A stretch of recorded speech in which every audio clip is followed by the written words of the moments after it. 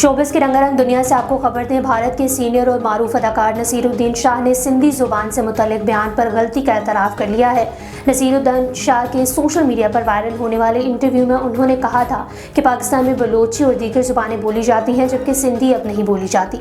अदाकार को इस बयान पर पाकिस्तानी सार्फिन और शोबिस शख्सियात ने आड़े हाथों लिया और तनकीद भी की।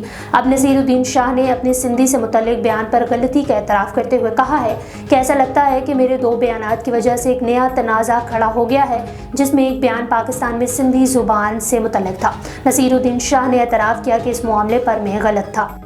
मुतनाज़ा Bollywood film the Kashmir files और मई में रिलीज़ की गई इस्लाम मुखालिफ फिल्म द केरला स्टोरी के बाद अब भारतीय फिल्म इंडस्ट्री ने एक और इस्लाम मुखालिफ फिल्म बना डाली।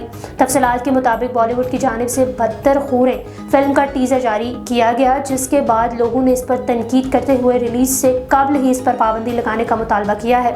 जारी किए गए मुख्तसर टीज़र में उसामा बिन लादेन, हाफिज़ सईद, अजमल कस्साब और दीगर अफराद की तस्वीर दिखाई गई हैं, जबकि पस पर्दा आवाज़ में बताया जा रहा है कि मज़कूरा तमाम अफराद ने मजहब के नाम पर दहशतगर्दी फैलाई।